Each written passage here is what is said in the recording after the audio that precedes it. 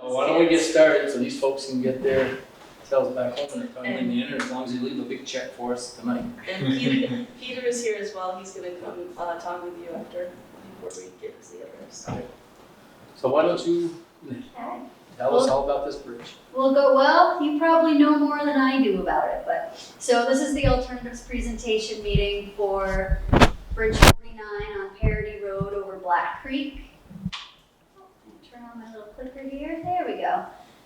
So this is Rob Young with V-Trans. He's going to be the design project manager. I'm Laura Stone, I'm the scoping engineer. So purpose of the meeting, we want to provide an understanding to our approach to the project, talk about the alternatives that we looked at, talk about project constraints surrounding the bridge, discuss our recommended alternative. We do make a recommendation of what should happen to this bridge.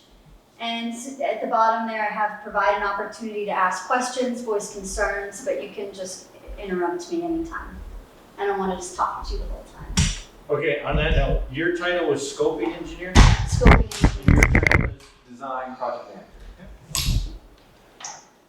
Are you taking minutes? I guess I'm the most junior guy, so maybe. I can do it. Really? Yeah. Okay. So whoever shows up to the meeting last has to take minutes. Well, No, whoever showed up Secretary's voted got- in Secretary's last. not Wednesday. here. He's driving his kids, he'll be here. He'll be here. He's got sporting events, he's got priorities. Feel free to sit down, honey. So there's the location map. Most of you know where it is. It's the little pony truss right on Parity Road. There's an aerial view surrounded mostly by farmlands. So here's a timeline of our project development process, in case you're not familiar with it. And this slide is really just to show you that we're at a really, really early stage of project development. So the project's been funded, it's been brought into the program. At this stage, we call this project definition. That's when we're identifying the environmental resources, the cultural resources, identifying the constraints around the bridge. We evaluate alternatives. The end of that is results in a scoping report, which the town has a copy of. And then we have this public participation piece. Really, we want to build consensus towards a recommended alternative. After we build consensus and the town decides how they want to proceed, that's when the project's considered defined. That's when we'll go into the design of the bridge, quantifying areas of impact, start the right-of-way process if that's needed. That's when we're going to start developing the actual plans and estimates for the project. After design, a contract will be awarded and then it will go into construction. So we are really early on in the process. Oops. So just some descriptions of terms used before we go into the constraints.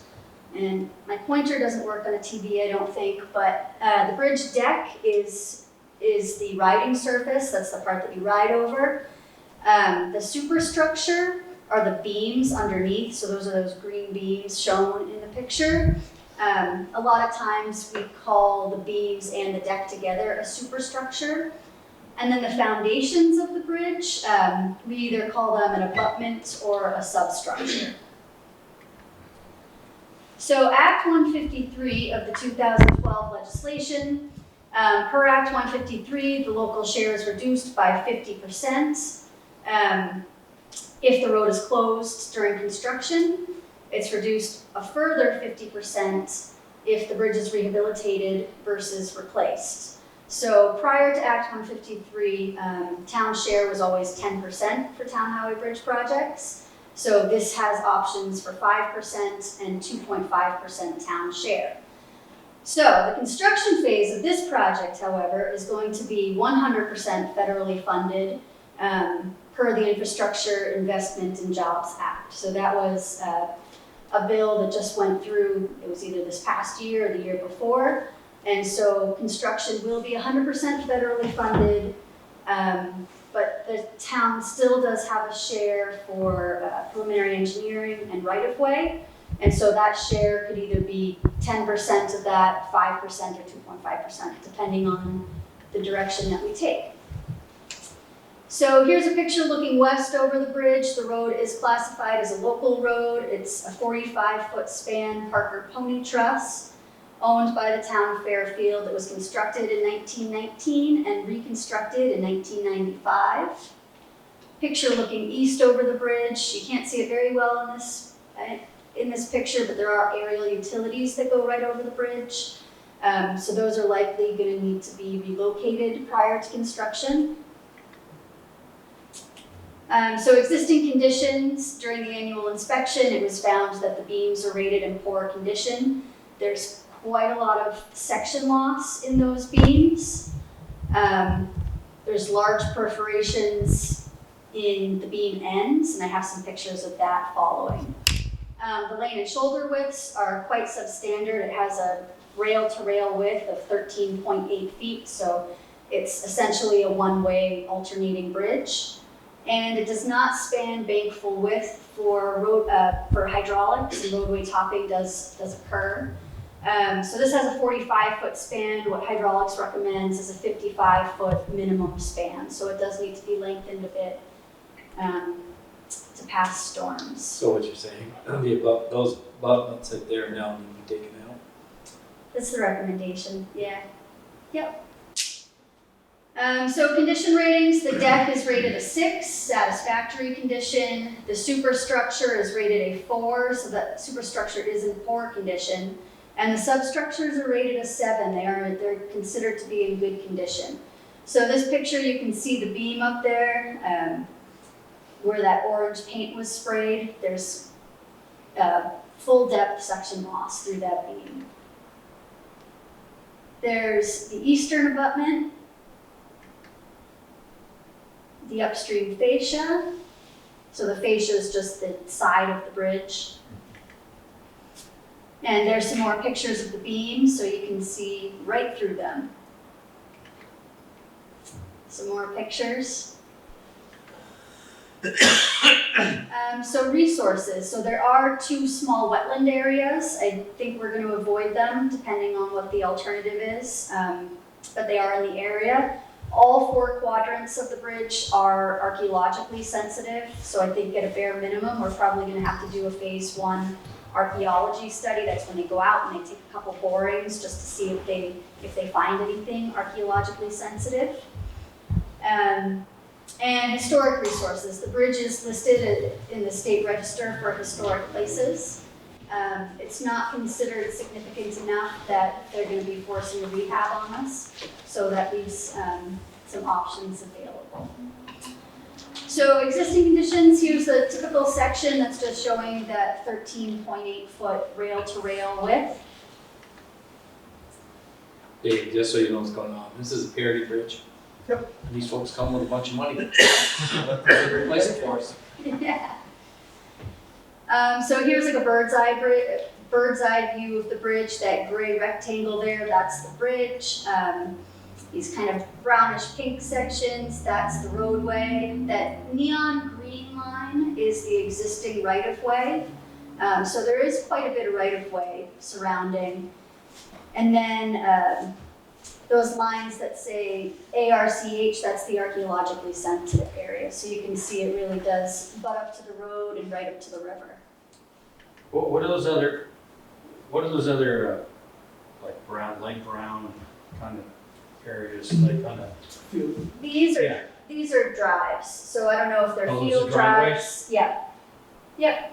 How did you determine the ARCH line? So is that from, what is that?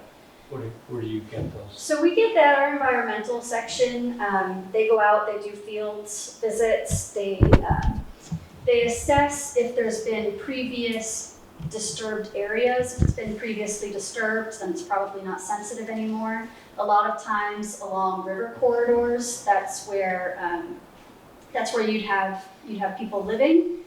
And so a lot of times, and there's certain river corridors that they deem archaeologically sensitive because they were popular areas.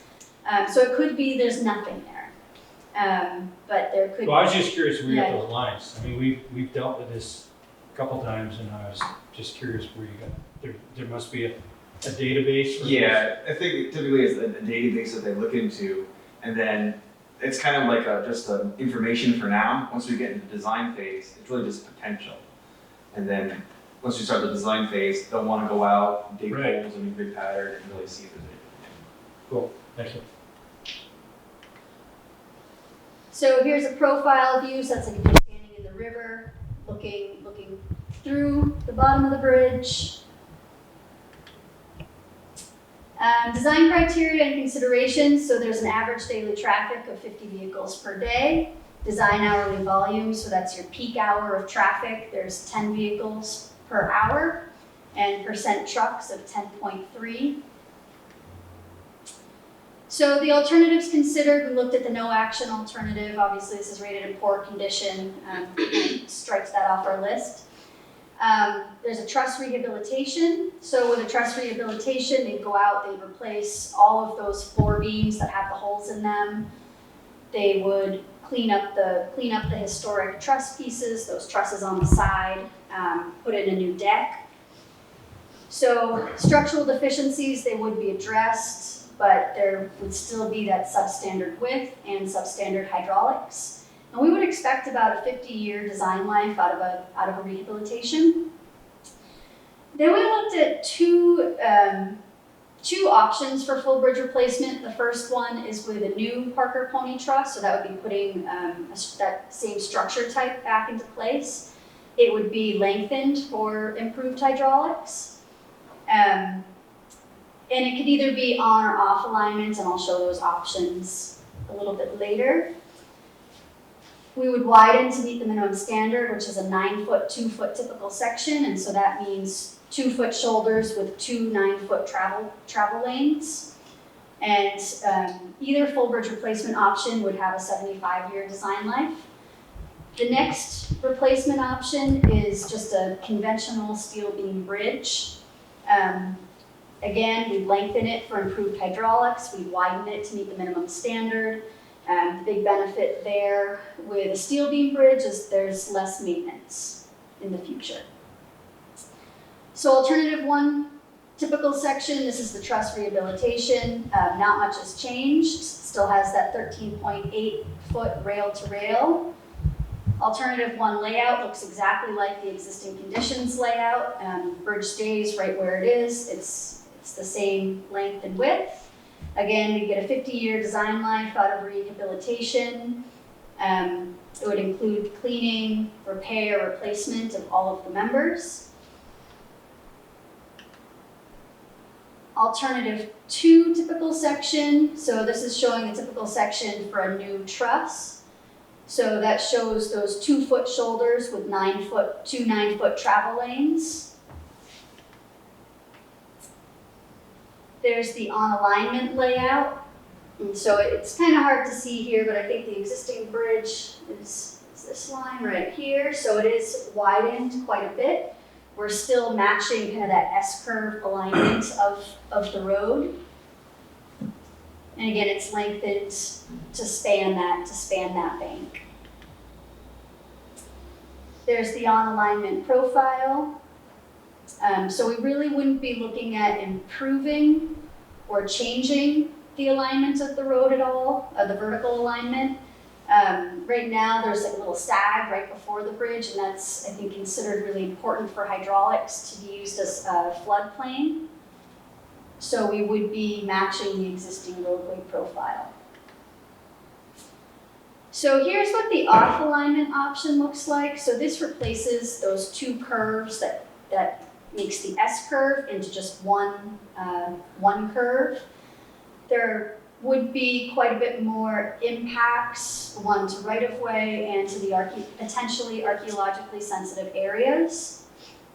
Again, it would have a minimum 55-foot span for improved hydraulics and that 9-foot, 2-foot typical section. I'm wondering, you're the expert, so from a safety, visibility, forget the structure, but from like safety going over a bridge, is that the safest? Like if you don't have an S-turn and a dip and you like to... Yeah, it's a good question. And the existing profile Those curves are slightly substandard. But when we get into a situation where we have such low volumes of traffic, that's the kind of situation where we allow for design exceptions. I don't know if I've you have never heard of anything an else you wanna. accident down there. I just had to ask a No, question. I I'm don't just know saying, where I've we're never going. heard of an I don't know accident where we're down going with these, what Yeah. the selection is, so I'm just curious, that's all. Yeah, I think the volume is so low that it probably really doesn't matter because the speeds are low. But you're right, ideally, you just more work, right? It's more curves, it's just more complex. One curve is just easier to construct, safer to have. Yeah, so with the on alignment, because you really are just matching into what's there, you can see, so this is the new pavement right here, is this darker brown section. Once you get to this alignment, in order to match in, we're matching in here. This one's matching in off the page. So it does include quite a bit more road work, more fill, usually more expensive, more impacts. Hey, you guys writing the check? Yeah, You've already, for the federales, right, so. that's true. Gee, who pays for that all in the end? I know, I It just, sound more I know, lucrative. I wanna know about safety, that's all, Yeah. I just had to ask the question.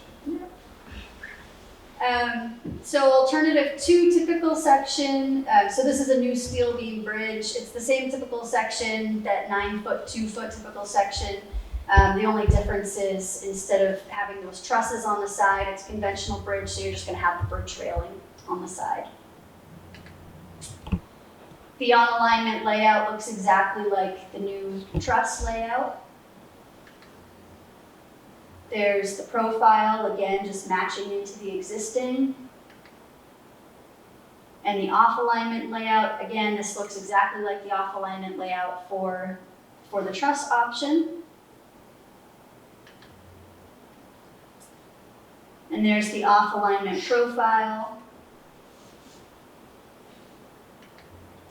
But if you're going to a 55-foot span, the abutments, those come out, that's a big deal, I mean, that's, right? They're Both coming out. of, both abutments, so basically starting over, right, except for, Exactly, yep.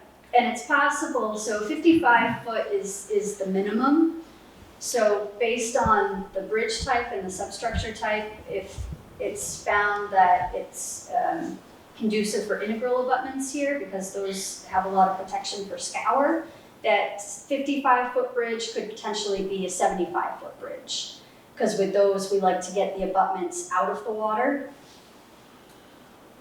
But yeah, it's, That one appears to correct the vertical. You fill in a little bit. yeah, this one's tricky because it's off alignment, and so there's slopes on either side of the bridge. So if you matched in to where this is here, we're not meeting that minimum, the minimum freeboard for hydraulics. So there's a certain elevation above the water that bottom beam has to be. And so because in this picture, that side of the bridge is moving to down the slope, it does look like that. So our recommendation is a new 55-foot span, so that's a minimum. Steel beam bridge, conventional steel beam bridge, constructed on alignment. So the original pony truss does not meet the minimum width standards, does not meet the minimum hydraulic standards, and so we do believe that a replacement is warranted here. I'd like to lengthen it to improve the hydraulic conditions, and again, a replacement will have a 75-year design life. Before we talk about maintenance of traffic, does anybody have any questions related to the recommended alternative? do you consider, like, what's the status of like steel beam versus like a precast, concrete precast? That could be an option. I mean, really, a 55-foot span is really on that, probably pushing the limit of pre-stress, but we just had a project on South Road, probably 5-6 years ago, that was pre-stress, it was a similar span. So that could be something we could look into. Is there That's nowhere near the volume of that Black Creek. The one they just did on South Road? South It was Road, 3-4 years ago. yeah. Jeff Corey put it in. That's nowhere near the water that goes through this site, Okay. nowhere near. So he's saying that's the maximum you can go with a precast, right? With the precast, well, so there's different structures. We could do just a slab bridge like the other bridge was just a flat slab bridge, but you could put in precast. There's another section called the next beam. It's just like an eye girder, but instead of steel, it's made out of concrete. Yeah, and the reason I even ask is, I mean, corrosion and trade-offs, it's not my area of expertise, but Yeah. like even seeing that beat, that corrosion in existing, does a precast, does it today with those, are they less issue of corrosion? They're comparable. I think what we do now with a structure that is somewhat shallow, I think within 10 feet, let's say ordinary high water, there's like more moisture on the bottom of those structures. We would require the steel to be either metallized or galvanized, rather than just a weathering steel. So, 30 years ago, we would paint steel. And now we would just use a weathering steel. It's just a different chemistry of it where we just leave it and it would oxidize and we wouldn't do anything. But when it's so close to the water, now they recommend that we galvanize. So that kind of increases the price of steel. But in this range, sometimes we option out, and depending on steel prices and concrete prices, it can be pretty close. But yeah, I think a concrete structure here in the 60 or 75 foot range if needed could be done. I don't want to change the subject, but I look at that bridge and I think, we've dealt with a lot of bridges. Just remember, it's 102 years old. Yeah, no, I understand, but That's original do steel. do we maintain a master list at the town level? I mean, is this on your list? And is this how many other bridges that do we have that are like in that condition or?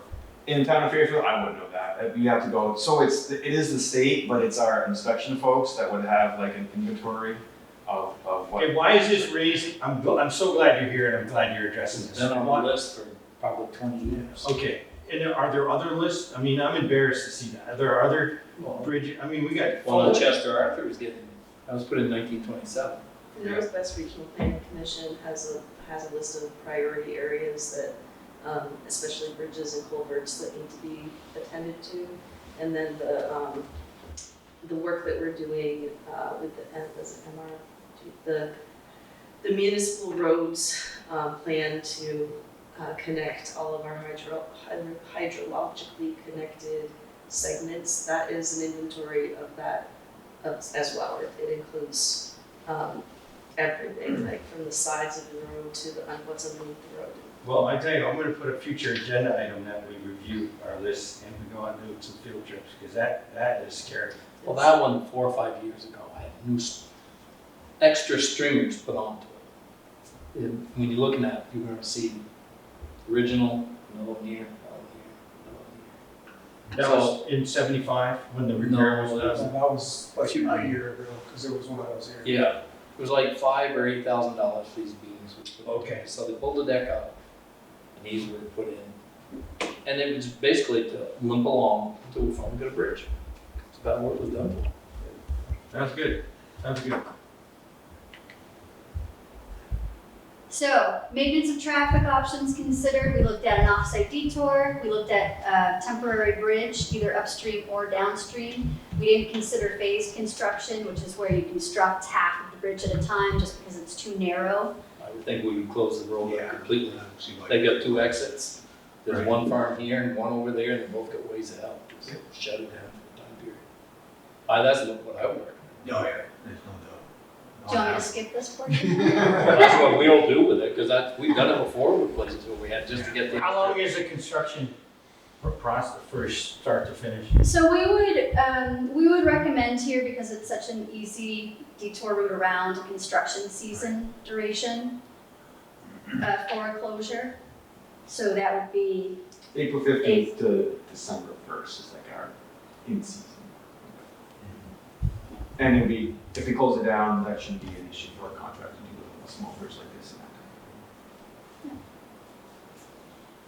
so with a road closure, because this is a town-owned structure, the detour would be signed by the town. Shortest detour route around is 4.3 miles end to end, so that's if you're going from one side of the bridge all the way around to the other. I'm sure you already know what the detour route is, but Parity Road to Pumpkin Village Road and North Road back to Parity Road. So it is a nice little loop there. Temporary bridge, it would be if we put one in, a one-lane alternating bridge, either upstream or downstream. A lot of impacts to archaeologically sensitive areas, a lot of impacts to Next property owners. Yeah. So our recommendation, a new conventional bridge constructed on alignment with traffic maintained on an off-site detour. So bridge closed for the construction season. We would widen the bridge, lengthen the bridge. There would need to be a utility relocation of the aerial utilities through there. And we have this in our budget for 2025. So a few years out, based on permitting, if they found something archaeologically sensitive and had to go to a phase 2 study or a phase 3 study, that could be pushed out, but those years typically don't go more than a year in either direction. So here's the alternatives matrix. There's a lot going on here, but really those top couple lines are the most important at this point. So that top number is the total project costs, we have annualized costs, and then the town's share. So town's share of $18,000 for the recommended alternative. That's with the 5% share. That's total cost. For the town? Yeah. Yeah, so that's what we estimate for PE and right-of-way costs. That's 5% of that. Yeah, well, that looks, would you guys ever consider like doing the archaeological ASAP to kind of, Yeah, at this I mean, point, at the appropriate time, but like, yeah, so at this point, it's getting a little bit late this season, just because once snow flies, it's, they can't. hey, come on now. Don't have without Extra good lots for here. She said the S word. No 4-letter words. Yeah. There's But, a bridge project we're working on down here now. It's supposed to be all in place. Then all of a sudden, like, why are we gonna do an archaeological study? Why they're in construction? Well, just before. And it's like, if you guys were aware that, what the hell are you waiting at this point to go on with scrap? Yeah. So that's why we'd like to get something, a lot of stuff. Yeah, we before the know snow, because it was the exact opposite Yes. with that. We were waiting for the snow to come out for our last archaeological and. Yeah. It was the federal funded as FEMA. well. Yeah. So it was, kind of. Yeah, lost I mean, the ARC is kind of lumped in with a lot of other, so you see natural resources, this is over streams, like, there's lots of other permits, and we kind of do that all together once we're about 30% into the process. Yeah, we're just We don't want to wait expressing a till need it's 80%. to, that's a thing that would minimize risk going forward, so that's all. so it would likely be next spring, our environmental folks would go out, and hopefully they find nothing. But if they do find something, next spring, that should give them enough time to do what they need to do.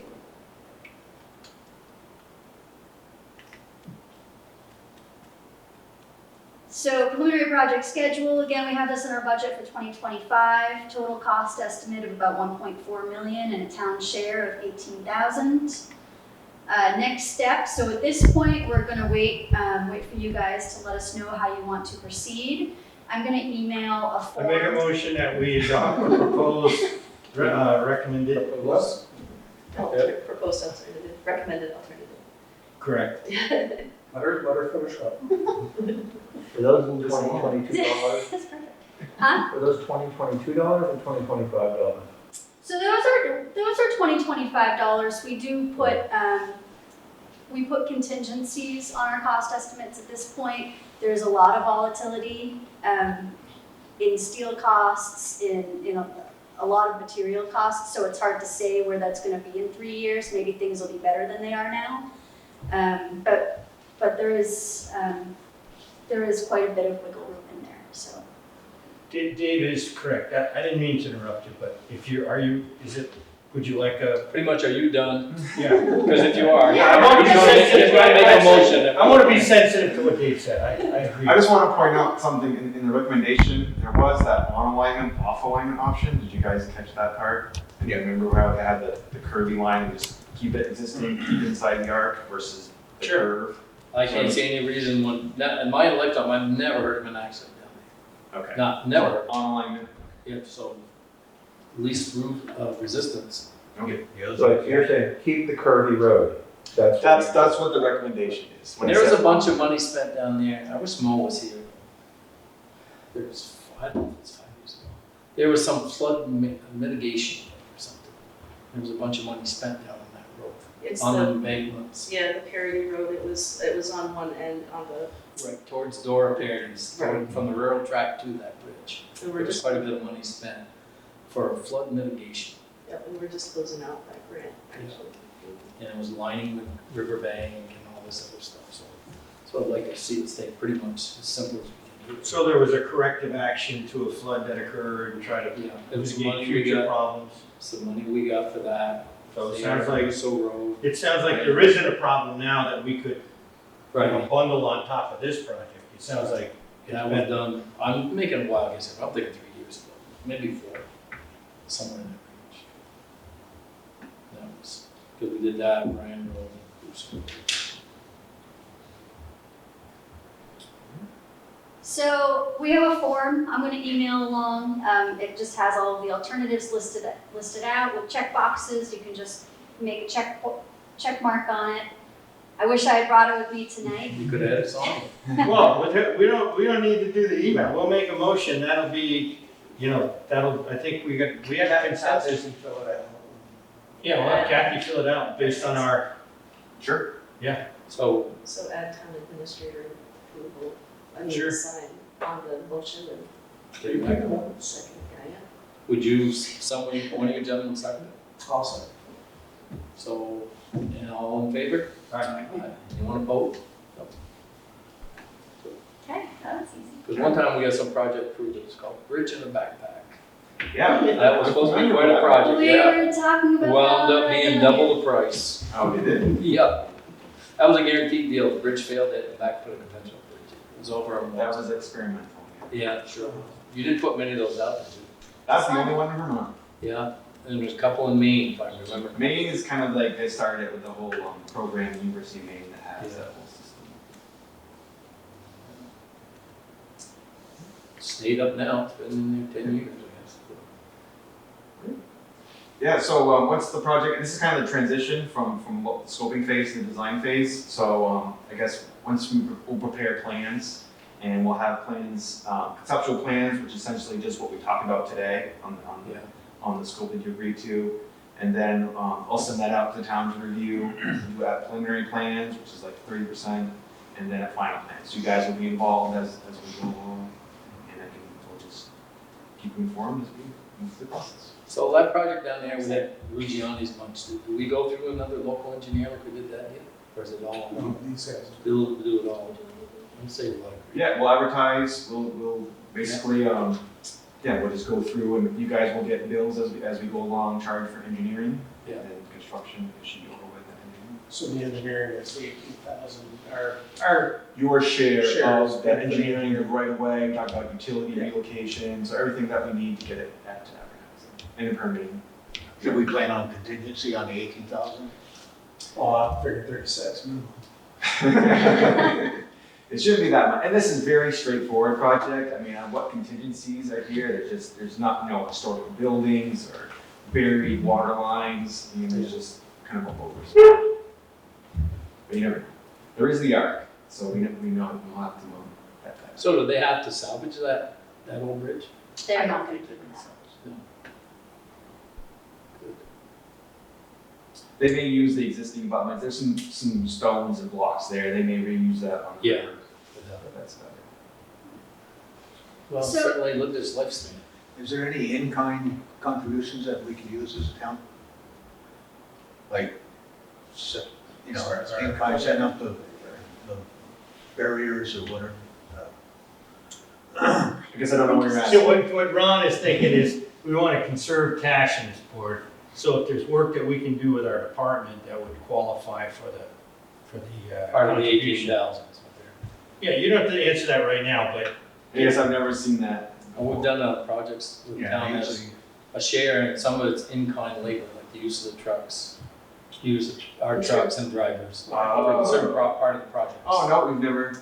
Okay, we're just throwing it out there because we've done that in other. well, we'd like you to consider it. I mean, if there's as you think about it, if there's a way. So if there is, I mean, if you guys are looking to reduce it further, we've had projects where the town did demolition. So if the town was to do that, then, you know, so that the contractor, when they showed up on site, that part was done. That the bridge was gone, long gone, and If you wanted to close it yourself and remove it, that could be possible. But demolition is 100% federally funded. Yeah, so you don't really. Well, let's just. Yeah, think about it. Well, it's all in the engineering, you're right. So with the engineering is really, it would all be engineering Well, hours. Dave's supposed to be an engineer, could he engineer part of it? Yeah, no, you're right, I don't think there's, right, development engineering. I was just curious. Why does this bridge qualify for this great presentation and selection? I mean, because, It was all back to the RPCs being on the list and being a part of the Town Highway Bridge Program. okay. And So when you're out looking, go take a look at that Chester Arthur Road Bridge too. It's another one that's good funky with a lot of traffic. yeah, and so if you do have bridges that are concerned, the state does inspect all the town highway bridges over 6 feet. And so if there was, you'd get a bad bridge letter, we call it, from our inspection folks. And then it's either you have to fix it or work with the RPC and say, hey, we just got this letter, you know, we got. Well, this thing's been on the list of the regional planning for, I bet, 25 years. Yeah, 25 years. It's been on And bridges are now at the priority, on the priority list for regional roads in this area. So one of the things that they're talking about at the meetings of regional leaders is that bridges are priority. So some things are happening at Sheldon that have never happened before, and Fairfield. So Well, I can see it when they, I think, next year they're supposed to repave this bridge, the deck. Yep, I'm the project manager for that project as well. So a lot of that traffic's going to go up to Bryan Road and go down Chester Arthur, across that bridge. Yes. Chester Arthur Road. Oh, no. Yeah. I'm surprised it's 50 cars on that bridge right there, honestly. It's out year projections. Yeah, there's not 50 vehicles go across There's a lot of trucks that go across there. Yeah. there. Like Adam Reese Brannon's, all of those guys go through those big Nord trucks. Yeah, that's what I was. There's a lot of heavy vehicles that go across that Yeah. bridge. Nothing over 6 tons, supposed to. Oh, yeah. Well, they let the air out of the tires. So there is this website at the top, and that will be provided in a follow-up email. This presentation will be on that website, and then the conceptual plans, preliminary plans, final plans, it's all gonna be posted to that website. And it's a public-facing site, so anybody, the farmers in the area want to follow the project, the town can follow the project and kind of see the plans there. Any other presentations that happen, they'll be put up on that project website. Well, good news, glad you came. Yeah. It was easy. Is there any other questions you've got from, when we've got Mike? No, thank you very much.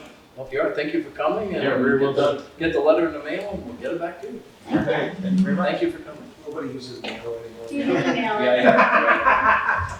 Do you want the signed documents, Will? Talk this direction, so. Sure.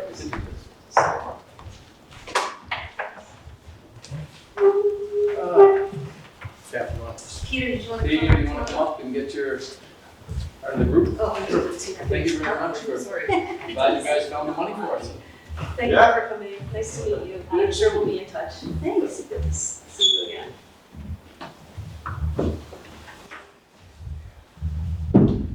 Hello. Hello. Can you grab me that?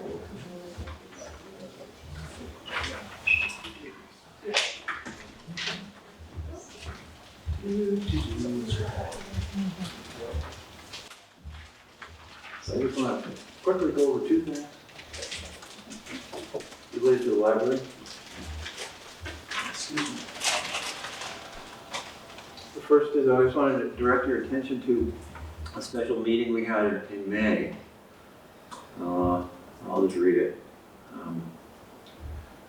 The purpose of the meeting was to discuss endowment spending after the mortgage is paid off in 2027. The following motion was made by Melissa Southwick, trustee. It is the intent of the Bend Northrup Memorial Library Board of Trustees that beginning in 2027, following the library mortgage retirement, we will contribute from the endowment an amount equal to the trailing 3-year average of earned income, dividends, minus investment fees, as revenue, to the library budget, seconded by me and approved by unanimous vote. Just wanted to make sure you guys saw that. I'm not sure you're avid readers of our minutes. Peter, what kind of money are you actually talking? So, you know, I did some, right around May when we did this, I collected from our investment guys the dividends from the past 10 years and the fees from the past 10 years. And so it's been growing over the years. So right now it's right around 35 in dividends after fees. So it's actually only been in the past 3 years, maybe 2 years, that the dividends minus the fees have covered the mortgage payment. All those previous years, some portion of that was paid, you know, right out of the endowment straight.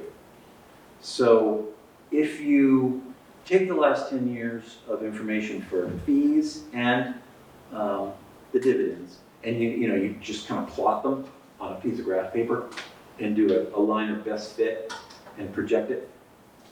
Starting in 2027, it should be about 50,000 that we would contribute to the budget. Now, again, that's the line of best fit on the graph. So, who knows? So that's very roughly speaking.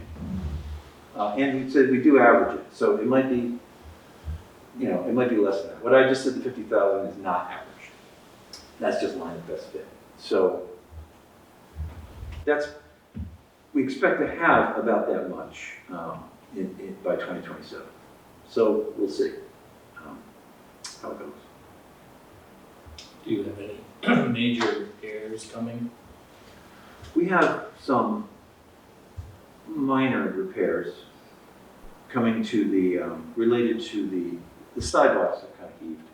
Yeah. Along the front there. And the ADA ramp is, the little ramp there by the back door is got some lippage, the slabs of. Oh, yeah. And so, and then sort of our area drains are clogged up, and that should be just a matter of getting them cleaned out. But the sidewalk, partial sidewalk replacement is what we're looking at now. That's by that door in the back, right? But in the parking lot, by the door in the back, yeah. So, other than that, we just, we're looking at some, LED upgrades on the lighting.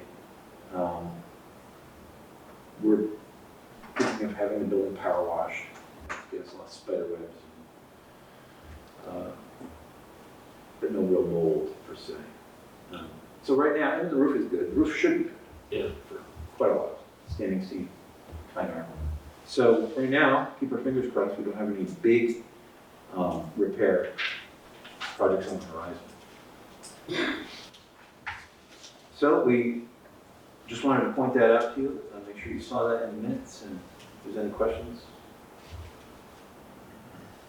It seems pretty reasonable to me. I mean, you talk about just looking at this, the 4% rule, if you're looking for a retirement, you got a portfolio, you kind of 4% should be, 3% seems like a conservative move by the trustees to kind of, after the mortgage, seems like, could be 3.5, could be 2.5, could be 3% seems like a pretty responsible number for you guys to pick. Well, we did say 3%, right? We said 3-year average of earned income. So Oh, I misread that I wouldn't missed be it. Yes. 3% because if you're talking about 3% of the earnings you make in any given year on your endowment, no. We're talking about dividends. We're talking about income.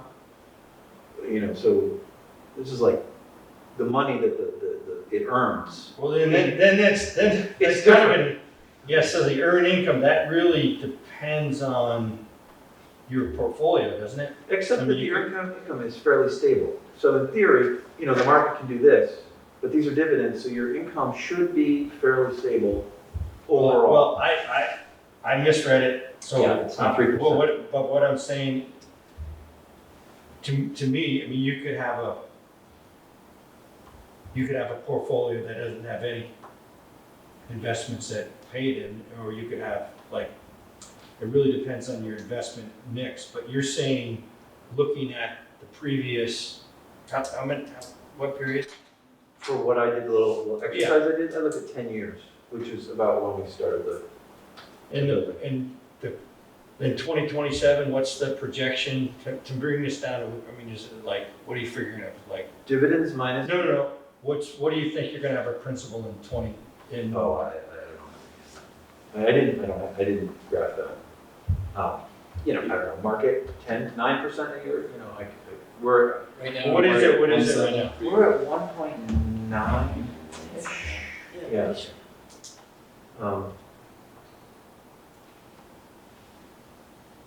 So that 1.9 is going to continue to go up, and with the dividends, we're going The dividends also continue to go up, but certainly not, it's not the same money value. Right. I mean, you know, 5 more years, the endowment might go up a couple of $100,000. Who knows? But the dividends might only go up 20 to 30,000. Meanwhile, the money continues to work and build. Well, I think this is I think it's a great first step, and I stand by what I said. I think it's reasonable, but I don't think I have the and I don't need the information, but it all depends on the portfolio mix. And the last time we talked about this, I think you guys said I don't recall, but some. Thought we were gonna discuss a little more kind of how everything works. I don't know. That's kind of my interpretation of our. Yeah, and do you want to tell them a little update on your financial policies review and revision, where you are with that? You mean just the work we've done? Well, it's an ongoing, it's a work in progress. We have made certain upgrades to the policy to address transparency and, you know, making sure that Kathy, as the town administrator, has the proper clearances to work with us to, you know, monitor and check the flow and use of the money. So we have that. We're not quite done, but that was reflected.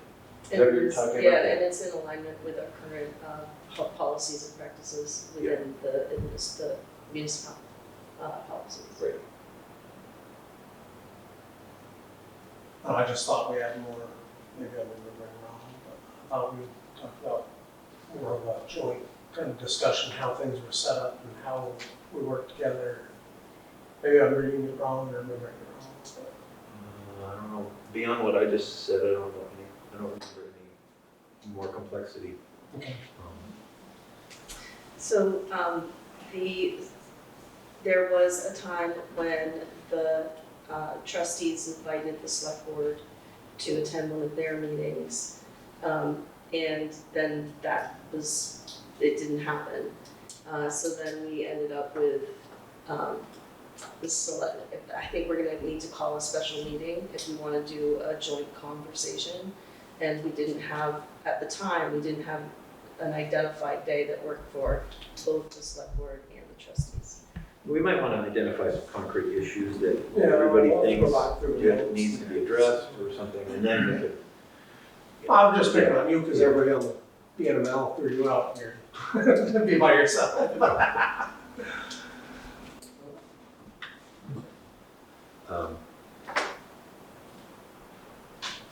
Second issue? Sure. Very good.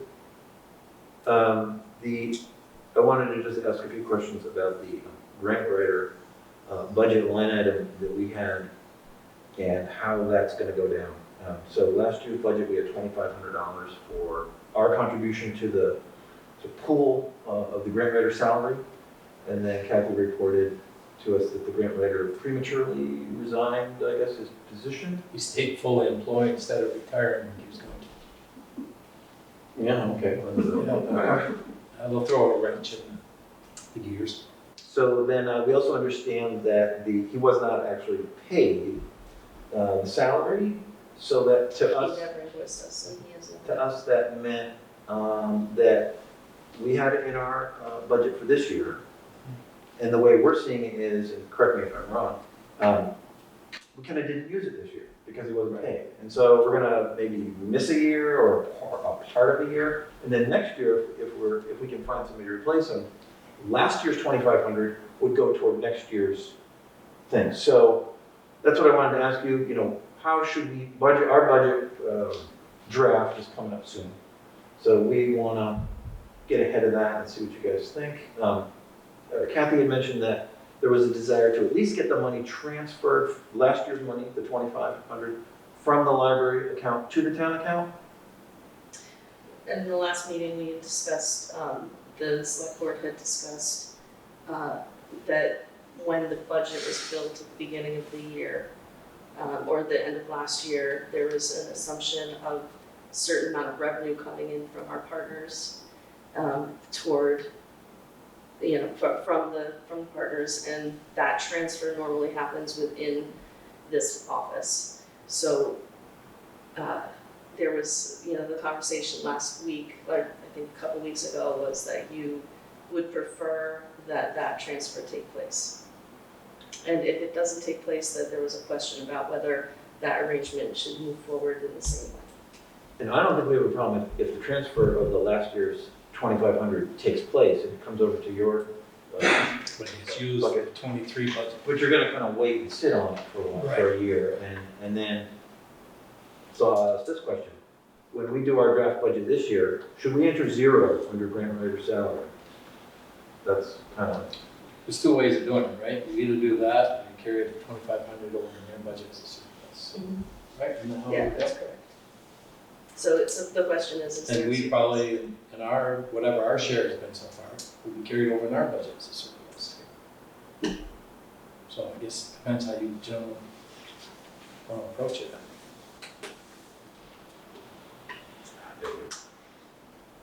the only thing about Quarters or a dollar bill? this, just always with, surpluses in my mind is, it just, for me, when we carry over surplus, 5 years ago, we carried over a $6,000 surplus. It comes in as revenue, right?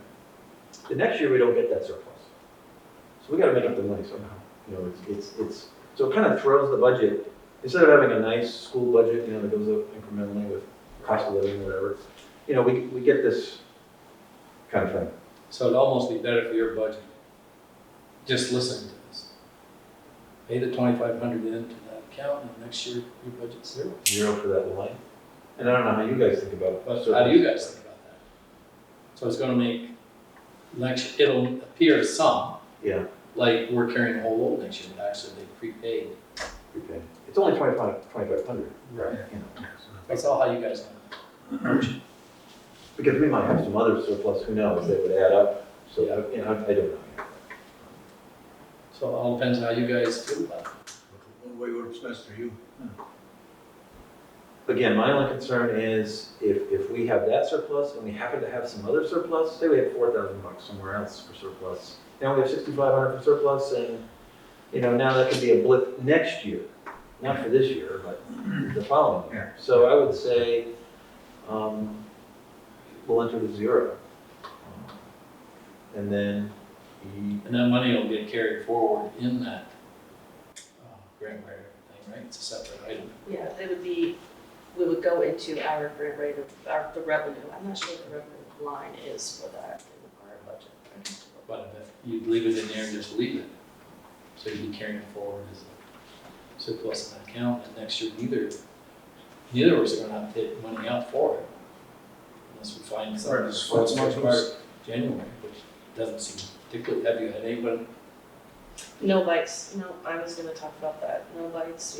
We haven't posted and I haven't heard from anybody. But I haven't advertised for it in the newspaper yet, and I wanted to make sure that you know that, and ask whether you'd like me to. Well, it makes you wonder whether we should just wait and advertise it so somebody starts January 1st. So there are some pretty big grants that are coming up that I want to tell you about as well. One that the Community Center Association wants to have written I by thought they bailed out next. of the grant writer. They didn't? No, they have money that comes. Oh, all the school bailed out. The school Yeah. did. And then there's another one with the Lamoille Valley Rail Trail. This pretty significant chunk of money that's due that can be used for next year. So those things are, and that also kind of involves the community center and others. So there are some grants that we would really, So for Keep it years discussion, you want it zero, just so you keep your, Yeah, I'll tell you what, we have a special meeting this week for another topic, so I'll bring it up with the trustees, just make sure everybody's on board with that approach. And then Kathy's, Yeah. we'll send you an email or something, or it'll be in our minutes too. So Yeah. we- Yeah, I think you're hearing from us, whatever, that's the preferred way. Either way. Yeah. Yep, that's good. Is there anything else we That's it. talk about? Is there any other questions for you? did you want to approach the trustees about having a joint meeting again and see if we can all get together? I think that could be a good idea if we have agenda, like we have identified. I mean, do we see any misalignments between our two policies that we're all saying, oh, we gotta get these more, parallel, or we gotta get these coordinated? But it sounds like the select board would prefer to have a conversation about it. That's what that's Do you- Essentially, you need an agenda of. Yeah, right, what would let's go back, Yeah. find our notes from, I don't know, we had a good discussion this winter when we were doing budget or something, we're all, Yeah. let's go see the notes, see what points we have in there, and then Yeah. we'll follow up. Make sure it's worthwhile having the meeting. Worthwhile, Yeah. right, yeah. Yeah, and I will say one thing, as kind of a new guy, that this agenda item does address, this motion that you've taken, and the fact that you're gonna, pay, when the mortgage is paid off, this is a formal kind of a step from the trustees to kind of use some of the endowment for the operating, and that was kind of the energy, Yeah. So it addresses it. I didn't, if it was $50,000 and 1.9, that's like 2.6 interest rate. And as a board member, or as a select board member, I don't want to stick my nose into the trustees' investment policy, but, it does, just for people on the trustees to know, you could have a portfolio of all bonds and you have all dividends. You could have a portfolio with dividend-paying stocks that would have a higher, so, just for transparency, this isn't very transparent. Like I don't mean that negatively. I'm just saying, from an investment portfolio perspective, the trailing average, when it says the dividends, it really depends on what the investments are made. So my question is, would you like me to start bringing in the No, I don't.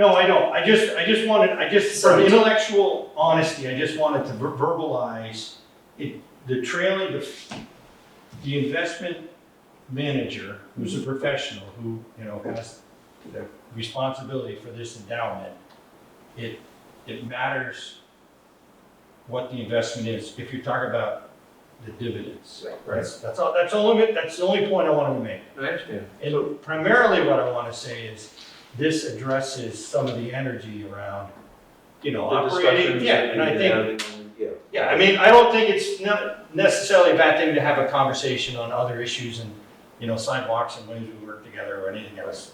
But what I want to acknowledge is, I think this addresses, the trustees have addressed, some of the tension, some of the, and I, well, anyways, it's, Just topics of discussion. Yeah. For the last. There's always That's a good thing. discussions That's a when good it comes to money. But to your point, right now, I'm going by memory here. Our investment is what they call a fiduciary mix, which is, they say 60% stock, 40% bonds. So, you know, if I speak for future trustees, say I speak for future trustees in a second, if we ever want that investment to grow strong enough, where it can pay, say, all of the library, if we convert all to bonds, we're gonna get a much slower growth than, Yeah, I'm than not, stock. I'm not advocating that. So right now, there's this like, you know, balance, we think, we're Right. at least when we talk to Thomas and partners about, you know, growth versus income. And that, in theory, perhaps, future trustees someday, it could contribute a major chunk toward the operating costs. But that's, you know, that's Well, but conversely, you could buy a portfolio of all dividend-paying stocks, just good. and it could be just, you know, and I'm not I'm advocating that. Yeah, I'm just, right, I mean- it's your business. So, okay.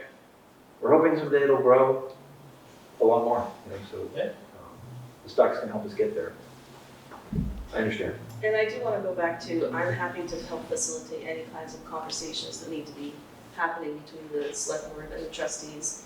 And I do attend the meetings and we talk about the budget every time. And I get the reports from Thomas and Partners equally. Yep. And manage the interest in Nemrick. So I'm aware of how things are growing and changing.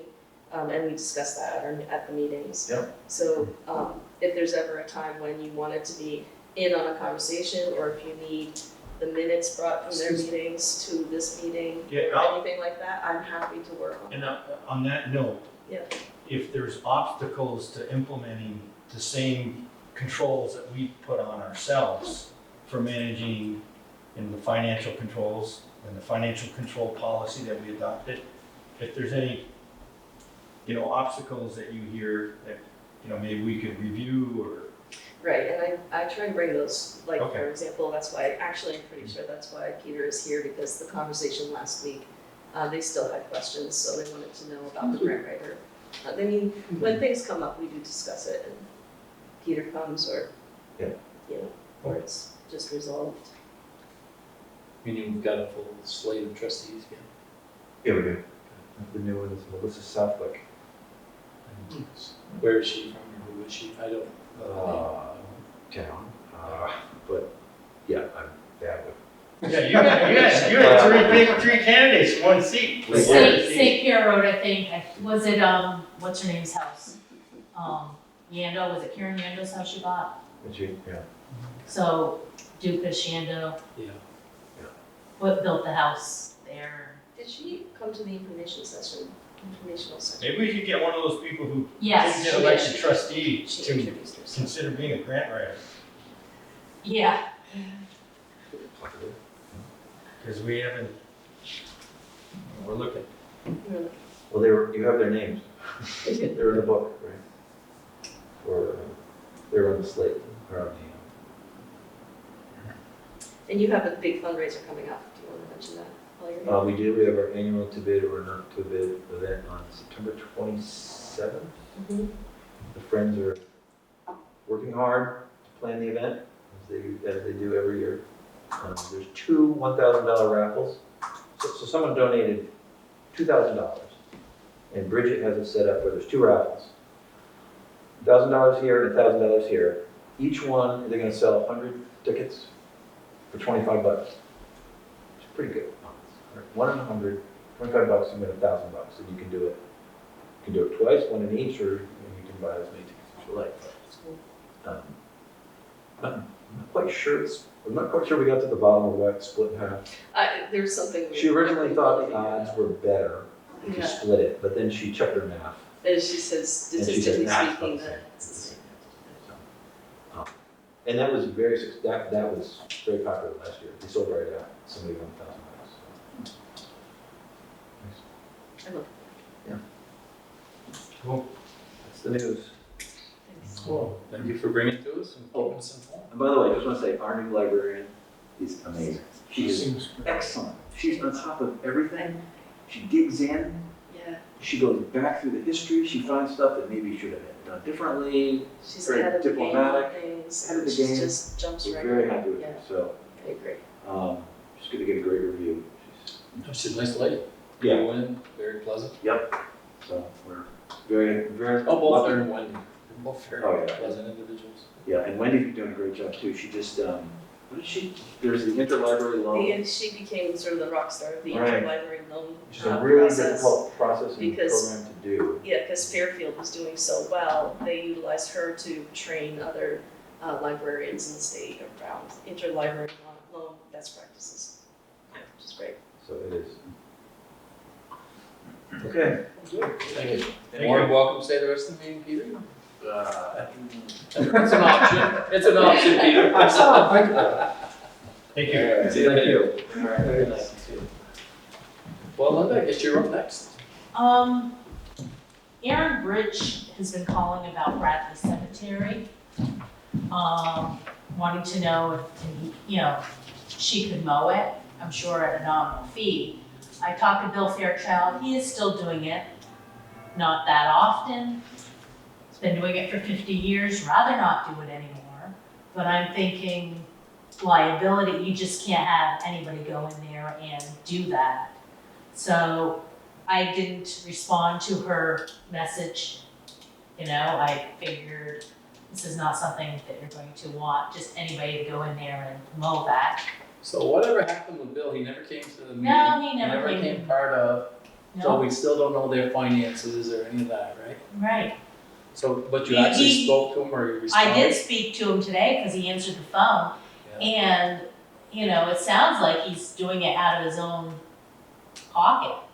The mowing. Yes, and that's part of why, and he's really not that interested in keeping up with it, but that's what he said when I tried to get him to come to the meeting, so, and he, I think, forgot about the meeting or whatever, so, but, I Well, mean, what's our policy with the rest of them? We gotta kind of keep it all on the same page. They gotta come in and just, even if he just sends a letter. Right. Or something, just so acknowledge that their funds are low, they're almost non-existent. but you're not, nobody's gonna have permission to mow these lawns. We don't have the authority to give Right. them permission. That's No, what we I was don't. thinking, that's what, you know, It'd be interesting though when we do, what's it, winding roads? yeah, Just to have them take a look at it and say, how much would this add to the bill? Yeah. If we were to take this thing over, so we got an idea what we're talking about. Yeah, yeah. Because he's done all the rest, he's been more than fair, and I've not heard one person complain of the job they do in the cemeteries for us. And they seem to hold it pretty constant, I mean, it's not every year. I can email him. You know, just ask him if he's going by, if you can take a look and give us some kind of estimate of what. Yeah, he'd find for us. But I, you know, I was, you know, Yeah, because they're not the first ones I've heard complain about. yeah, it's an It's- ongoing, and Yeah, it's hit or miss. Bill says he's been getting complaints too. When you're talking about the lack of grant writer, you're still down a lister and an auditor. So if you're gonna pay to have ads, you never know. Might as well insert them in. Yeah, and tax rate, I'm hoping you guys are gonna set that tonight because that, we need to get the tax bills out. I have that if we want to go into it. Let's do it right now and get it done with, so we won't get forgotten. Yeah, you can go ahead and do that, I mean, that's. So Tom is not here, last time we wanted all Right. of was present, but, The option was there, everybody was, yeah, so, let's face it, we're not gonna drop it, whatever it takes to operate, that's what we gotta have. yeah, Whatever you voted on is, Right, What it's it just there, is, so right, somebody we but gotta raise that fund. it's getting to the point where people are wanting to know where their tax bills are, so I was hoping to get them out this Not week. one paying, I just wanna know where they were. Well, they wanna save for them, so, you know. Thank you. so Yep. tax rate, Hey, did you forget something? Me? Thank you, Linda. No, I did not. Okay, just she's ask. coming back. I saw him. So the tax rate, is based on the amount that needs to be raised to cover, the taxes, the current operating budget plus, any local agreements that we have, for example, the Fairfield Community Center and the Veterans rate. Those are, municipal grandfathered in agreements that Mercy. Oh. Whoa.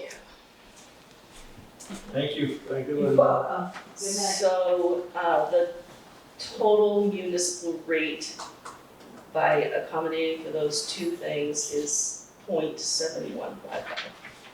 And this is all calculated in NEMRIC. And it, And how much are we up over last year? Just so information. So the 2022 tax rate is 6.79% increase from last year, which was 0.67. This year it's 0.7155. And I have the tax book report from last year and this year if you'd like to take a look at it.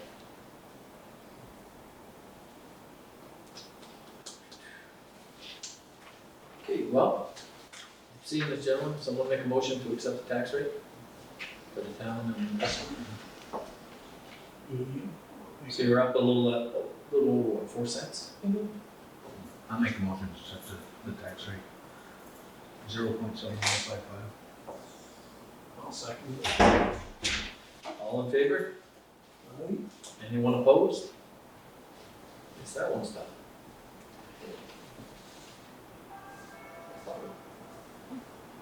So I was wondering if, while I do my report, Dave, could you take notes?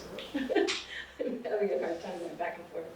So Ron's, and then Dave, you seconded. Okay. So, Throw it up there, I'll just hand scratching for you. I heard that. I know you're sarcastic at this point. You do. My hand scratching is as bad as yours, if not worse, so don't be worried about me. I'll be able to read. I read hieroglyphs pretty well. So last week you asked about a road map question, and I think the easiest way to do this so we can actually see if you want to see. This was on the little trail that goes from Fairfield to Sheldon. Yeah, the Menard Road and Duffy Hill. There were two questions about those, and they are on the map, and if you'd like to look at it, I can pull it up on the So screen. they are still considered town trails. They are still, listed there for sure. Tommy did tell me he talked to someone from Sheldon. They were asking what we were going to do. It's one where we talked about putting some blocks so they couldn't drive out there and dump garbage. And horse could go through and a bike, and I'm sure the four-wheelers would find a way around. But the biggest problem they seemed to have was the trucks going through there, pickups, both landowners. So if you look at this, this is the line for Menard Road. You can see that that trail is listed there Yeah. still. And that was the one trying to tell somebody else they couldn't. Town had thrown it out. Yeah. Yeah. So that's still, and this is the map that I uploaded onto the website, which is our current, from our current town plan. So do we need to address this And this is the Duffy. Menard Road one, or is this just? They'll come in and check, and when they check, they can find out, no, it is, town trail still is, always was. Yeah, I mean, I think so. I can tell Linda, and Linda, I think, has been in contact with them. Yeah, and just say, oh, no, it's a town trail, town possesses it.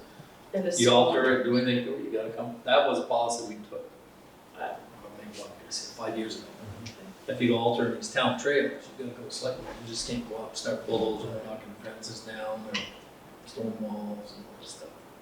And that's the extent, the Duffy Hill Road piece.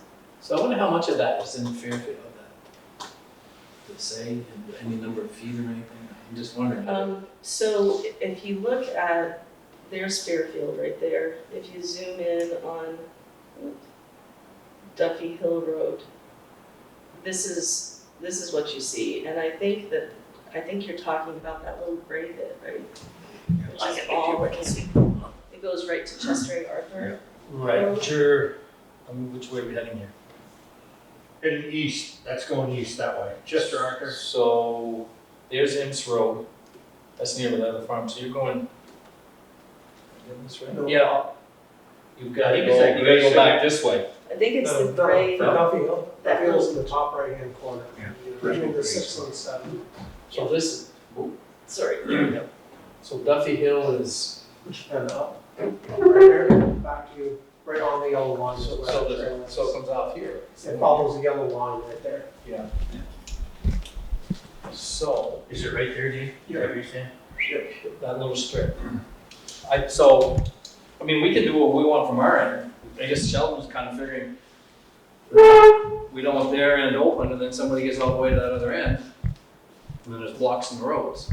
Then, you know, what they're gonna do is try to turn around on somebody's land and get the hell the other way. Can you block it right at the town line? Why do we want to block it? Oh, I'm saying, Town trail, no, just because of the people, it's what they're doing to it. It's not, it's what they're doing to, you take it, stop and go through it, because I did. And they're making a hell of a mess in there. We've done it before, we did up like a Bodie's barn up there, they put gates in. This was long before I ever got on. And they had them so the landowners around it could get in and get out of it, because they were going up there and dumping garbage. A lot of them were I dumping guess, crap. I guess my thought is when you do that, it's no longer a town trail, it's. If you leave it open for, just like they're doing on the rail trail. You can go through with a bicycle, you go through with a horse, and all that. It's no different than that rail trail down by my place now. But if you're on it, you're running for the four-wheeler. Right, but that rail trail will be open. They're only blocking it because they're working on it. Yeah, but over at the falls, that's what they done, they put blocks. Put blocks, state did that. Right, but only because they're working on No, the state over in Fairfield, Fairfield Swamp is, Cedar Swamp, with the dam is, it. where the falls is. they put it in there because the same thing was going on there. Yeah, they were driving up in there. Yep, so now they can go through, they can walk it, they can bicycle it, they can You horse could it. get a four-wheeler around if you wanted to. Yeah. But I guess if you block those trails off, it's no longer accessible to the public because it would be. It's not accessible for pickups going through there. Yeah. Right, but it's no longer accessible because there'll be posted signs on either side and the public will say, oh, this is private land, I can't work there. I don't think you have to post it. We don't have No, we won't. The lanes can be posted on either side because it's private land, it's not ours. Right, but the access point will make it look like this is private land, stay off.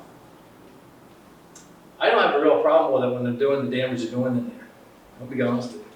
Not block it completely, but so people can go through. It's just these trucks, four-wheel drive trucks and stuff going through there. The stuff they're creating, the mess they're creating. All depends if you're the guy living on it or not. Right, but that's what I'm saying is we're basically throwing it up by blocking it and saying. No, you're still keeping it open to the general public and go through there. You just can't go through with four-wheel drive pickups. And like that box truck that went through. Right. It tore half the trees out and ruined his box. I'm not a big fan of closing it up. We're gonna keep it, it's open. They trash my lawn every Friday night when they throw beer bottles out and they leave them on. Well, I'm sure if they start throwing the rest of the crap out they've been throwing in that one, you'd be a lot more pissed Oh, off. they do. They just mow it into Yeah, you just throw it over the neighbors, I understand. So it depends what you guys consider. I think if you do it just like the falls over here. Putting some kind of a block, that, Just and let's see, I guess what we need to do is find out what Sheldon's gonna do with their end. They may not choose not to do anything, I don't know. But I think we need to find out, because I think they got the larger amount in there. You know, of length of trade. Right. So, and we don't have to make a decision tonight. Where does that come out, on the other end? You come out on Crow Hill. Yeah. There's some houses from the Sheldon end, I think there's 2-3 houses up on that road, and then it goes into the trail. So that's a thrown-up road, but it's reverted back to a town trail? It was up, yeah, it was, It's a thrown-up, instead of giving up all rights to it, you keep it as a trail. Right, it wasn't thrown up. It was, we're keeping this as a trail, so Yeah. if someday we wanna do something. So is that where Churchill's is up there in Pete West? They're up, Or is that where? but they're way up further. Way Okay, up so further. it's like, Stanley Cattell's old farm, yeah. and there's a real sharp curve like Yeah, this, yeah, and right it here. shoots there and shoots back over, and comes out like Doug Flax. Yeah, okay, I know where that is. We don't have to make a decision tonight, but now at least we'll know what we're talking about when people are asking. And something to consider. Again, we should see what Sheldon's gonna do with their end. You know. But at least now we know it is ours, it's like that Menard Road, it is our town trail, so one neighbor can't tell the other guy he can't use it if he wanted or something. Right. Yeah, there are posted signs that, like Dave's talking about on Menard Road, because I thought, I was turned around by that, but, so that's a trail, you can go keep going from there. Yeah. I don't know that. So they posted signs up? So Well, it's not on the road, but I thought, Right, but They're on the the side. average Joe approaching one of these Yeah. won't know that it's a town trail. I did. I went up there and I turned around. I said, I don't wanna. That used to be roads in there. Oh, there was a road from there that came out up here by Jammer Castle, or where Chuck Verteber lives, up in there. And that would come out that end, and then where Gary Rich was a little higher, that one ran across. And they all tied in together, and one time they came out over on Reynolds Road. Right. Years ago. There's bridge abutments up there. But that part, I don't know that part, I think that's thrown up, it was just getting up to that T in the end with that Right. camp. I'm pretty sure I've gotten lost for hours because of these little trails in the past. Well, You don't realize they're there, well, they look like roads and they're not quite roads. They're unique and interesting. That's like years ago, somebody, thought it was a thing, it was, well, I was worried about that other farm down home, and I was milking, I see these lights out in the metal. Somebody out there with a 4-wheel. Some girl got out there with a car, across my old bridge, and she was out almost halfway up those hills on the other side. She wanted me to pull her out, and I'm like, lady, I don't know here. I said, I'll try, but I said, you're responsible for anything happens with this car out here. I don't know what you've done to it. And I managed to get her out and pack across the bridge.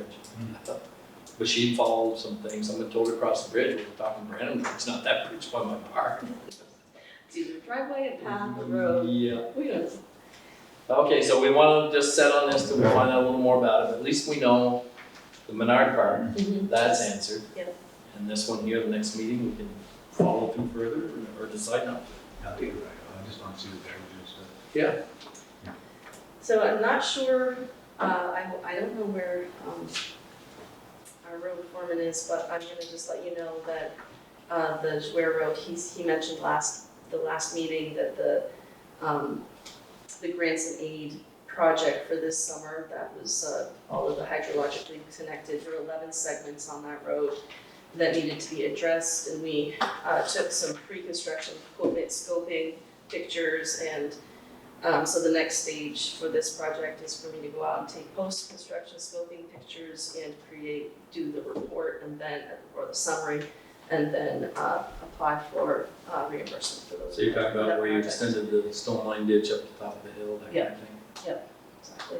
So what that'll do is, you may remember that there's a map online that has all of the road segments inventory for the town. And that will bring some of those red pieces back to green, which is good. We'll get paid for doing the stone line. And we'll get paid for it, yeah. And then, in terms of next year's grants, the two, we had, the North Road Culvert. So, that's right, not next year's, but the other grants for this year is the North Road Culvert, which I did get that deed signed, so that's ready to go this week. Has the culvert actually appeared? I see the excavators down there, I- taking some guardrails out. Believe that he is ready to go there, and he's working on getting something done this week. That's what I've heard last time. Something we need to address, we're gonna put a sign up. So Right. this- Both ends. It's gonna be a few days. Yeah, it can't be the day of, it's gonna be a few days. And we need to, I think we should go and buy a sign that says this road will be closed Right, with changeable letters, because this is a major route. And yeah. we close this down on Tuesday without telling anybody. No, it should be roughly a week before they do it, is what it should be. So, So would you like me to talk to Mo, or do you want to talk to Mo? well, last time we did it on a piece of plywood. Right, but it's gonna be legible, we can't. Right, can't just spray can, somebody's kind of gone and talking to somebody. Road closed for 3 days, I believe it. He said 3, yeah. Yeah. They may have it done before that, but 3 is. Then if, I suppose you gotta have an alternative, say you go up Chester after. Yeah. I mean, most of the locals will know, but So what are they doing right now? What's the plan?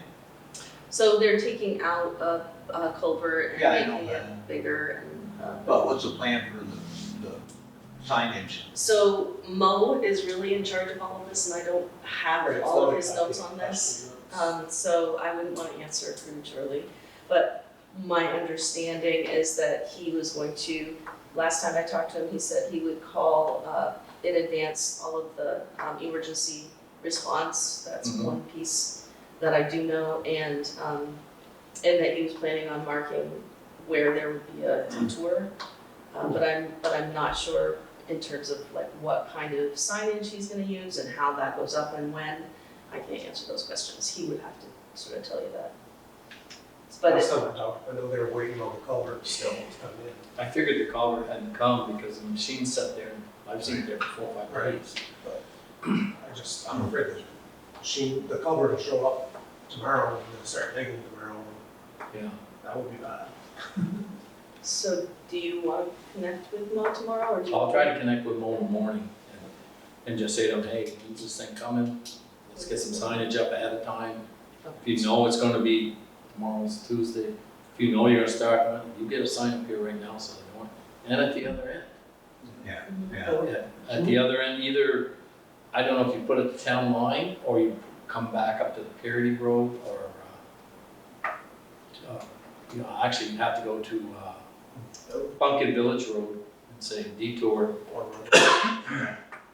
Pumpkin Village. To, Nice to get the date. But yeah, oversized trucks aren't gonna be able to go that way. Or, you know, tractor trailers. right. So you may have to put one towards Sheldon, say main road closed, detours on dirt road or something, I don't know. Well, we should order a. But we should probably, it's not the worst idea, that we have a sign available so they can have it in letters to put onto it. Dates. Just like you do at the gas station, say August 3rd Yeah. through 5th, it's gonna be closed. We Even if buy you tell For running. them, just buy whoever makes signs and just have one made, I guess. Or buy the letter. But they may have to do this one in reality, they may have to do it unplugged, because you're not gonna get the sign before the thing goes, but it's something we should have that we can put up. Good question about renting if we have time. No. We don't have time, right? Well, the You only can buy a lot of signs. They're expensive. They are, Yeah, okay, expensive. all right. Well, the only problem, like, if you had a nighttime operator, then you can't really read a sign at night, can you? Or I think they wrote it with fluorescent paint, the last one they had done. Yeah. I'm sure we'd be far better off. if we Just kept ourselves- if you can just run it tomorrow and just make sure that if it does come in tomorrow, you gotta wait 2 days for it. Yeah. You We gotta have some time, to let people know, and you gotta have them on 2 or 3 of the intersections down there, so they know this stuff.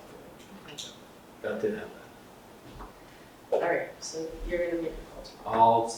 I'll stop seeing tomorrow. Okay, thank you. But just in terms of money, so but the contracts, the agreements have been signed for the North Road Culvert, and the Lapland Ditch was also a grant for this year, Better Roads grant for this year. I'm not sure where he is on that, but the deadline, like we have to expend that by the end of next year. So if he doesn't get to it this year, that's fine. I don't know where he is at this point. I haven't seen any invoices or notes on any timesheets for that one. And then the grants and aid project of $45K, that also came in, and the agreement is signed by V-Trans. So right now, we're in good shape in terms of grants and signing and getting that stuff done. The Juera Road Bridge, the floodplain administrator for the area did getting back in touch with me, fast tracked, giving a note to us for FEMA so that, saying that we didn't need a floodplain permit. So that happened, and then the other part that was holding up that project was we had a change in the plan that needed to be approved by the structural engineer with Virgiano based on the footing, finding ledge.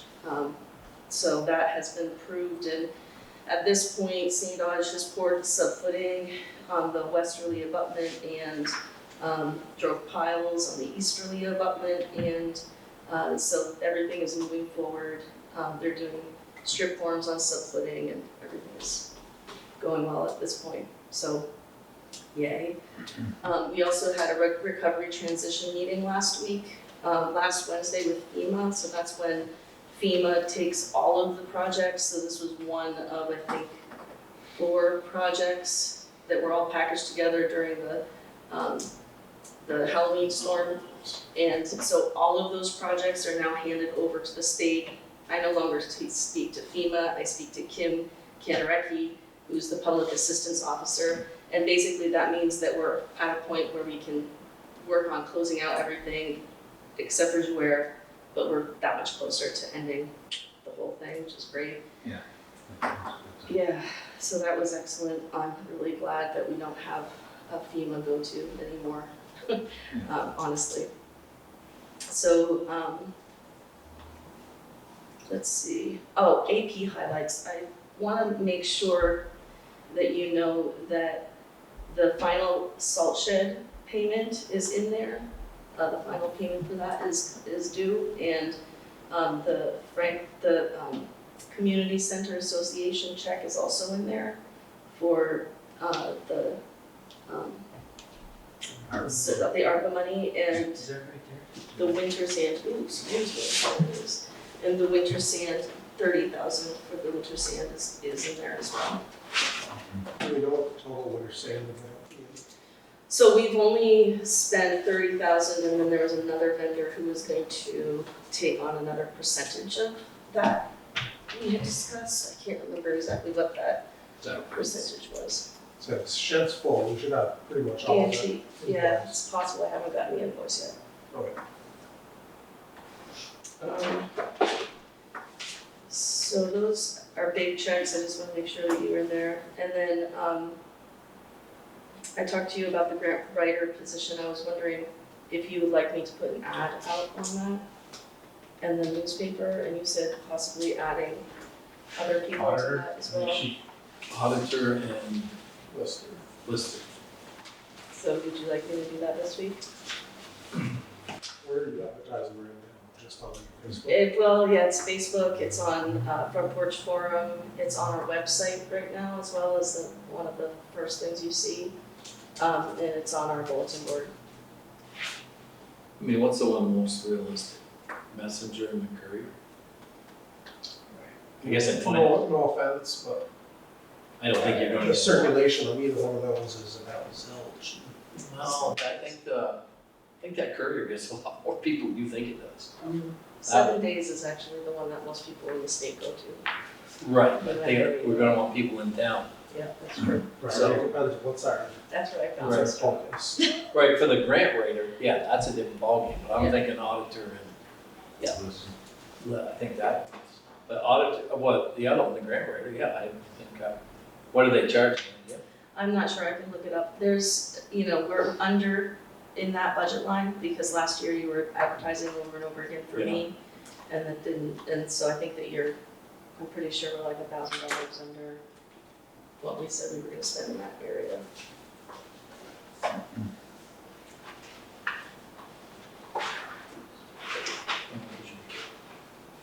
3/4 of the year through, right? Or just 2/3.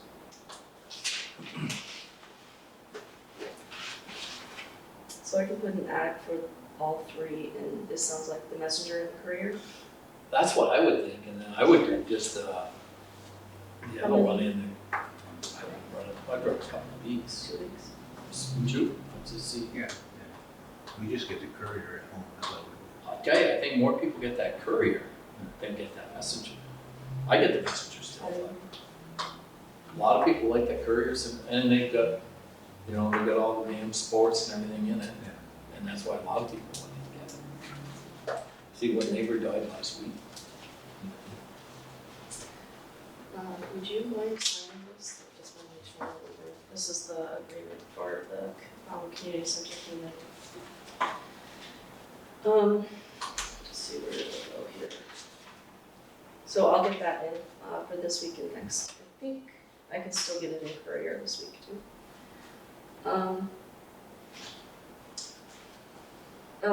I don't know what you all do about the Vermont League of City and Towns town fair, but the invite came and they have they basically invite everybody, including the select board. And in Essex, when I was working there, the select board and the trustees all really felt like it was a valuable thing for them to do. So if you are interested in going, let me know, and I can give you more information on that. Did you learn much at the meeting you went to last week? I did. The takeaways for me were community conversations and networking with the Vermont Council on Rural Development. And I actually found out, I wrote down that there's a school that closed in Holland that received a $25,000 amount of study money to for the issue of just re-envisioning and redesigning and re-engineering the city. So there's actually a place in the state of Vermont that's sort of a model for when we are thinking about the community, the old school. The old school again. Yeah. We have some allies that we can talk to. There is grants. They received a grants preservation trust grant, a SPARK grant, a USDA rural development grant, adaptive facilities grant, and the USDA study grant to make that happen over the course of 2 years. And they have a report on all of that they're willing to share. So that was helpful. I thought that was really interesting, but mostly just really nice to see lots of great leaders in the state coming together, doing good work. I took lots of notes, and I appreciate the opportunity of going. Your ARPA fund reporting's all going good?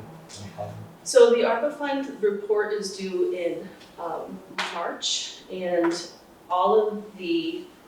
I've laid the foundation for what we need in all of the agreements that we've set in place. So I will be able to get the information that I need from all of the agreements so that I can make those, that report work. Now, I know East Fairfield, talking about it in Angle, I think they've got theirs all in place, the meters and stuff. Oh, good, okay. Because he was saying how much easier it was making it, like everything. Few of them, they get into the plumbing's a lot worse than they suspected. But he said overall it's gone pretty well. Good. But he said how much easier it was. So I don't know how, I haven't ever heard from John how Fairfield Center's on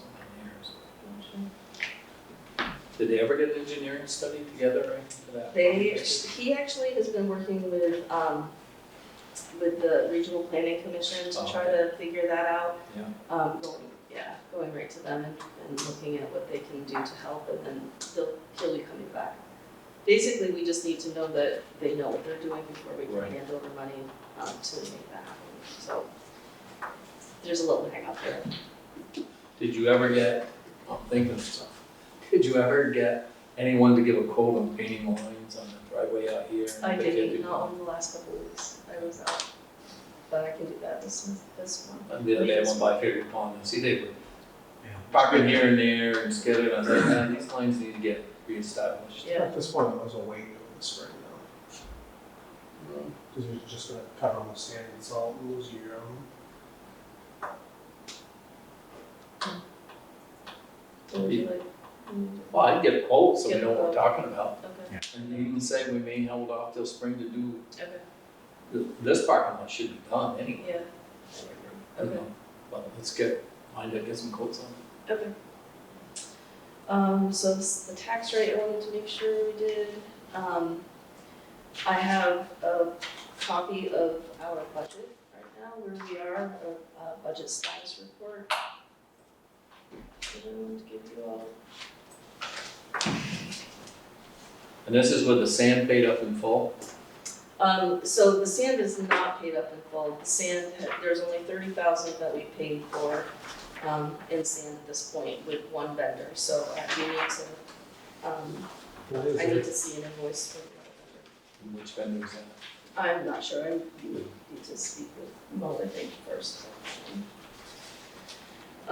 Just in terms of the budget, I want to just skip all the way to the end for a second and just let you know that the where we are now is we've spent $7,685 more than we did last year at this exact same time, which is only about 6%, 0.6%. And this year, the expenditures of so we've spent 67.8 80% of the budget. Last year at this time, we had spent 70.62% of the budget, so So we're tracking. we're right in the place where we were last year, which is good. I also verified that this year's expenses on highway construction, David, you'd asked if we were making sure that the exact materials that are going into construction this year are the same as last year's materials going into that budget What line. was the total And highway it's true. number last year at this time? Do you have to remember? Actually, I do have that. What page or what number you on? The last page on total highway. Yeah, hold on. I have all of them, I think that's the one that's higher this year. Yeah, I'm just curious how much higher it is. Oh, it's deal. Oh, I didn't. This.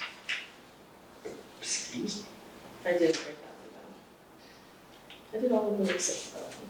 What is that? Oh, no, that's not.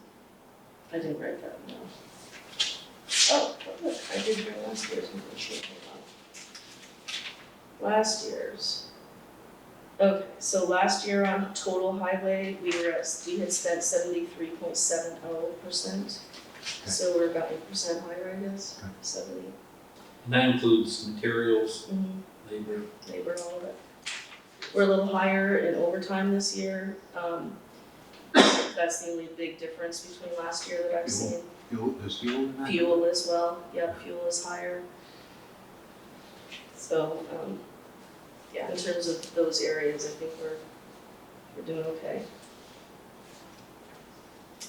I did want to also mention that tax revenue, last year we had a little more of this than this year, at this point, 1% more. I don't think we need to worry too much about that because we haven't sent out the bills. But miscellaneous revenue is 16% less this year at this time, which is significant. That's $13,590, which is coming from, if you look at the, I think it's the first page, 10,50025, that's under miscellaneous. If you look down that list under 0.25, that's copier fees, we're down by almost $1,600. If you go down to 0.65 under that category, clerk's fees are down $5,500. That's Linda's. So these areas, people are not coming in for those kinds of, with that kind of fee anymore. So coming in for copies of theft certificates Yeah, and those kinds of things. Yeah, all of the miscellaneous fees that would be. We had a delay in the fuel excise tax refund, but I expect that will be coming through unless the IRS does something wonky again. And the miscellaneous revenue on 0.99, I think it's on the next page actually, down at the very bottom. Last year, so this year we're down by $3,038, and I'm going to look into what that means. Like, where is that money and why is it? What is miscellaneous revenue? I'm not really even sure. So that's a conversation I need to have with Linda. So you had also asked about paving fund CDs. So before I move on to that, I want to, if you have any other questions about the budget.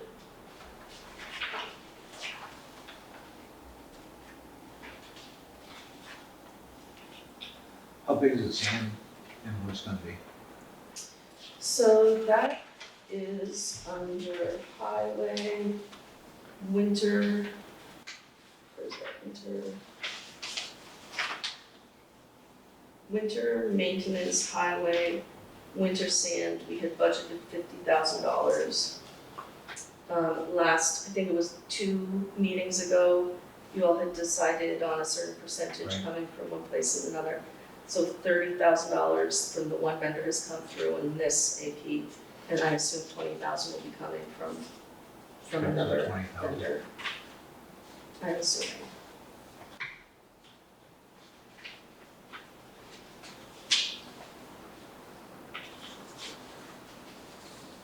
I do want to just mention also while we're in winter and summer maintenance, That's on page 7 of 8. The summer maintenance lines, we had broken those out into chloride and materials. And I just want to say that was a good call. I feel like it's been, on my end, it's been interesting and helpful to see that we are spending that much money on chloride and where that's going, so. A little money right below that, road signs that we, You do. up at the road signs are You do. for the North Bridge, North Culver. So, in terms of the paving fund CD, I was right, that does mature in November. You would wanted to know that, and also what the interest is. We have year to date, we've made $163 off it. The last interest statement was $13.92, so it's not making a ton of money, but. No.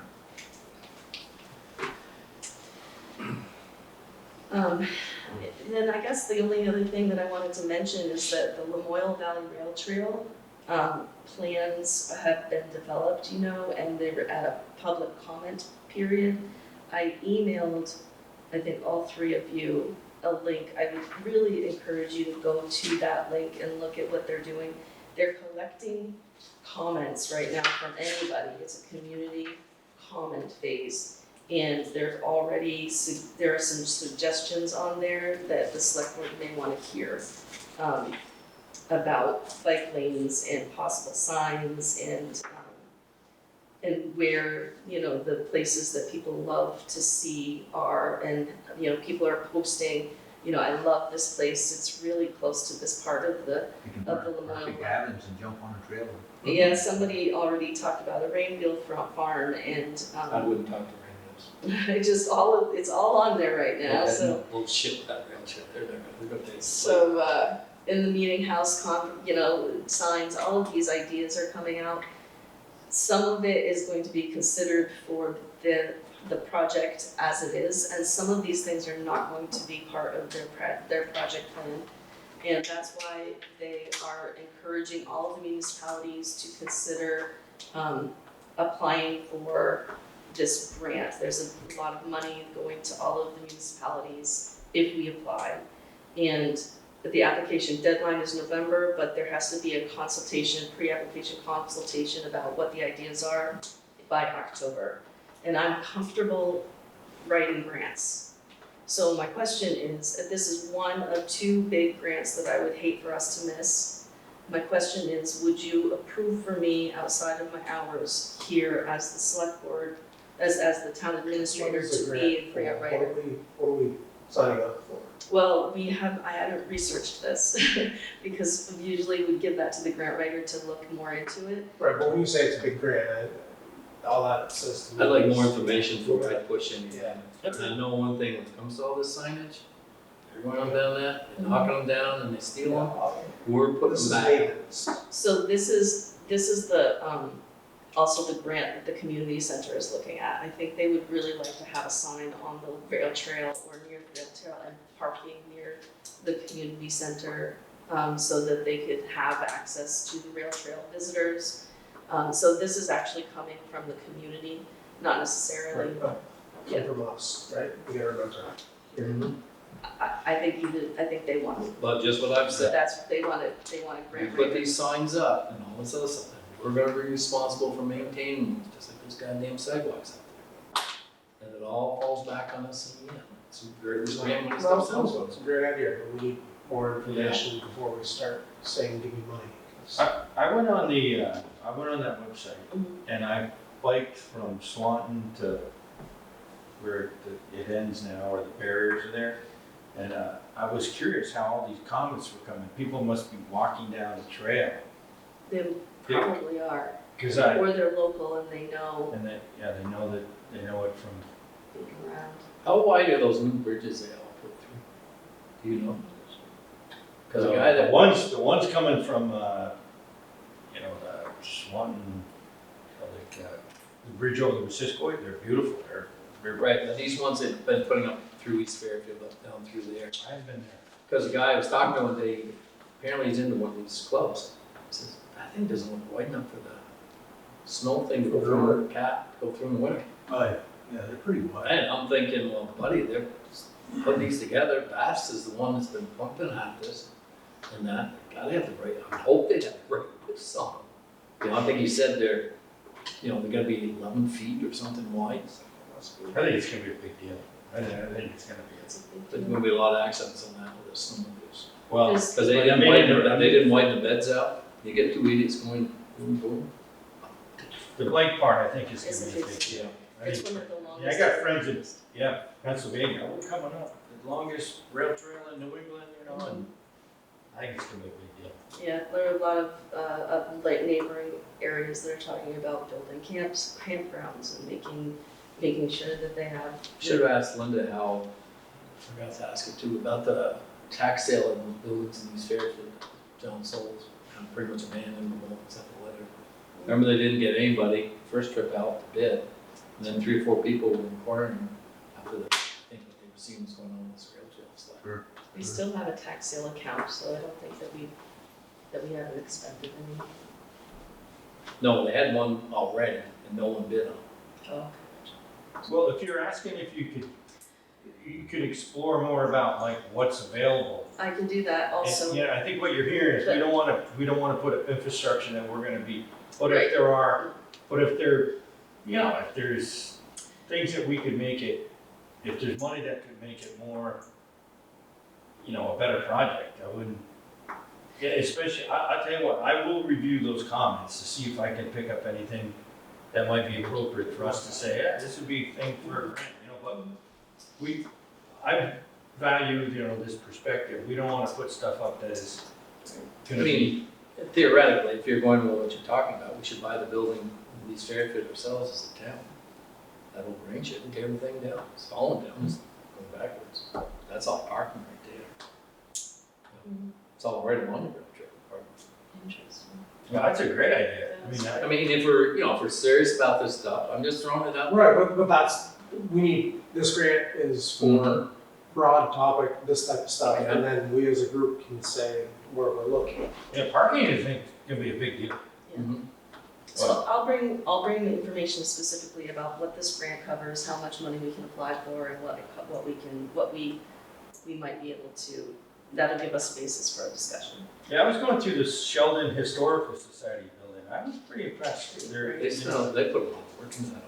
and they, you know, they, he said, we chose to put the elevator in before we put the bathroom, and I thought to myself, boy, if you have a public bathroom and you're on the rail trail,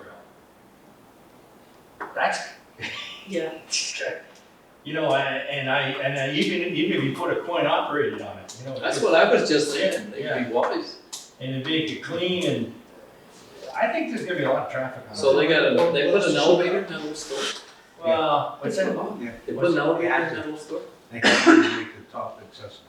Exactly. That's what drives me nuts, so I love the idea, it's great, but you just don't. Every time you open a door, they're Rotten building, Yeah. oh, But they've done well to fix that building up to where they had a lot of volunteers. yeah, Can't knock it when people put their work where their mouth is. Yeah. no, That's pretty nice. So the other question that I had was, so the community center, Julie has asked that if it's possible, a grant writer be utilized to write a grant for her. It's a facilities grant from the state of Vermont.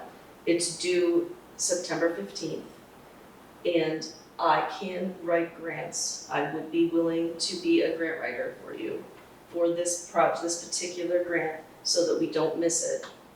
It needs to get some legwork under it now in order for them to be able to submit it. And I'm asking whether or not you would be willing to pay outside of my salary like you did with No. Jonathan to do that. I wouldn't. We gave them a bundle of money. Gave them $60,000 already this year. Mhm. Plus the money on that. no, You know, I'm So- thinking I- somewhere at out of this your own point- budget, you need to guys. It is need part to of put- their budget. They give money to the grant writer revenue line. right, but at this point in time, But we your haven't hands are transferred it. full, and I don't want you playing I'm the town administrator, I'm the grant writer, I don't think. That didn't work out with Jonathan last year. I tell them, you guys, think you're- we don't have a grant writer at this time. They do know that. And if they haven't paid, just like the other ones, if they, I don't know how much their share is, like 1,500, I'm thinking, I'm not sure I'm right. Yeah, Whatever it it's- is. It's not a, Whatever it is, but Big deal, it's they're, just- they can do the same as they did and apply it towards budget year 23.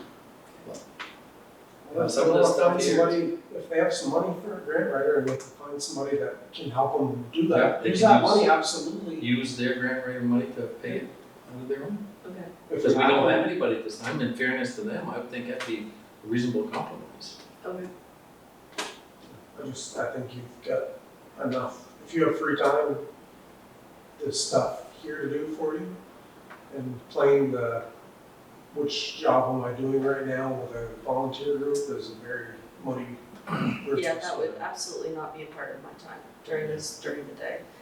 Whenever I've contracted myself to write grants in the past, I've done it in the evenings. Right, but you're Yes. contracting to somebody who you're, Right, and I wouldn't want to contract with anybody without your blessing, so that's why I brought it up. Yeah. Um, no, I think you know, that people muddiest things. have asked me to Yeah. write grants in the past, so I just wanna make sure that you're in the conversation. I don't wanna split hairs, so, What else you got? that's it, Come that's on. me, yep. Someone needs to make a motion to accept the minutes. Oh, that too, yes, and the warrants. Yeah. So, someone make a motion? Someone second it? Sure. Have everybody read them? I'm gonna abstain, I wasn't here. So, all in favor? Aye. No one opposed? Get that one done. And obviously the same thing, someone needs to make a motion for the warrants. I'll make a motion to approve the warrants. Second. All in favor? Aye. Yeah. No one opposed? We'll get that done. Is there any old business before we keep moving down the line? Good meeting, I mean, good presentation, good detail, good. Thank you. Yep. Good, they came up with some money. Yeah, I'm so glad about that. That's It was- kinda nice. Yeah, Oh, we've that's been talking kinda a nice. little bit, it was really nice to Too have bad that it's comment. spent all that money on that road, we're gonna spend it on. I mean, I would rather see the bridge on Chester Yeah, Ave yeah, me too, first, for I'm sure. the first to admit it. Yeah, You take the volume of traffic and, yeah. that's gonna be a nightmare when it happens on that Chester Ave bridge. Cause I think Henry Mangan told me one time, the old wooden bridge that was there, didn't go out with a flood. Some guy went through with an old double Model A Ford pickup loaded with, truck loaded with something, and it sunk right to the axles, through the flames. And that's when that other one, I thought Henry told me he was 6 years old, and he was walking with his father up to St. Patrick's, and he walked across the I-beams to get up through. Can you imagine that though? But then the other bridge got torn down. I mean, nowadays they preserve the other bridge. Would That you- one in East Fairfield, though, that cost $1.25 million when they had done that, that one in East Fairfield. Redoing that bridge up there. I'd be happy to check out where that is on the list, Yeah, I would. Yeah. okay? I'll tell you, when it gets to this bridge stuff, that's why I was kind of surprised at that one, was, like that time we did that bridge at that house, it's because he went to every meeting of that renewal planning, every meeting, kept getting somebody up from the state and everything else, and that's how that one got approved and the money got put up front for it. So it's a case of showing up at that regional planning meeting and making sure. Well, there's not, we don't go into that detail. Well, there's a You know thing what, called there- TAC, and that's the one that That's the one goes, that Mo's supposed to go to, Yeah. but I'm not sure that we're representing. and that's the one we need somebody to go and just say, this Chester Ave, and same thing. Well, I mean, Take photographs like they did, go underneath it, show the down there's, remember last year they had to patch a big hole in it? And you get all out, and cut it out properly and So it's concrete all over. Yeah, What about the TAC meeting? How do we wanna, I mean, it If is there's- really all happening at the it's a transportation Right. advisory committee. I guess we should be trying to, there should be two going to that. So Mo's not, he hasn't been going since, it went first online. Oh, it's Yes. all online, they never come back. They're back in person, but he hasn't returned So to. we may have to get on to Mo and say, Mo, if you're on But this. I would be happy to help out with that, if that's something. Well, we need someone, we Yeah, need two to go to that. definitely. Yeah, I think we have two positions on it, if I'm remembering right. I think that it's sort of like the, I think that there's a person appointed and then there's a secondary. There's an alternate or something. yeah, no, I mean, to hear that story about how we got funding because of this and, you know, those, I'd like to see that bridge. I mean, there's a lot of information that, you know, like where these bridges sit. And if it takes that kind of I mean, picture. we've been pretty lucky for a few years. We got more money. We got the Hell Bridge. We got that new deck put on the one on the South Road. What's the third? The flat one before Fairchild's.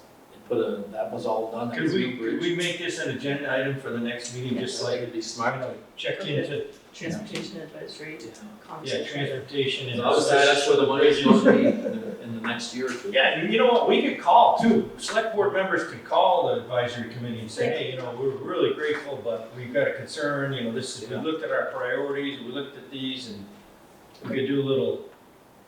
Well, if they get some extra fund, I mean, they got the money coming around now, obviously they're coming out, Doug is the person at that place now. we should double point them. Does he, Make it does he half do member anything plus. with transportation advisory? You were on that committee. I Yeah, no, don't he know. could, he could, I told him, I said, Doug, you can pick your sub, you know, whatever other additional member, committee you want to be a part of. He's pretty fired up, I mean. Yeah, he's very fair. He's my uncle, I love him. Oh, really? Yeah, he's really. Oh, man. I was sitting. I was sitting. So how do you relate to the grants up on North Fairfield? There was Grant, Becky, and Becky's my mom. your mom. Yeah, Okay. so Doug is my uncle, Yeah. and my grandparents were Harold and Gwen. Yeah. Harold was on the roads Yeah. for the state for his full career. Yeah.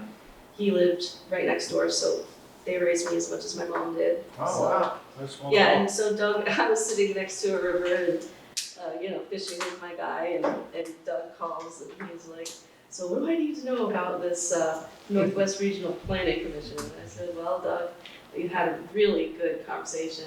He's a man of a few words, but Yeah. boy, he was on fire. Yeah. So, Every time I get overstuck with him, we talk for I 3 know, hours. well, a few words with me, maybe it's a niece thing, I don't know, he's.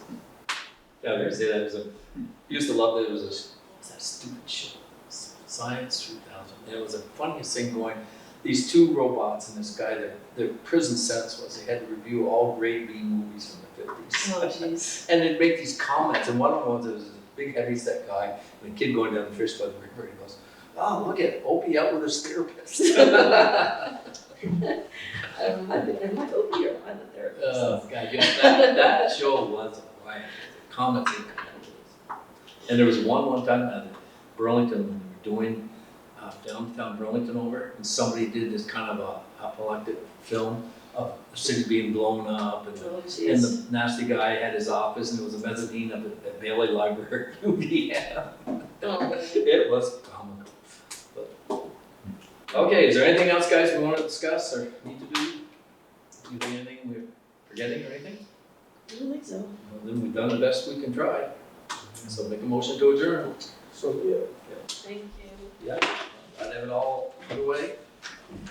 We keep packing away at it, we'll get it done.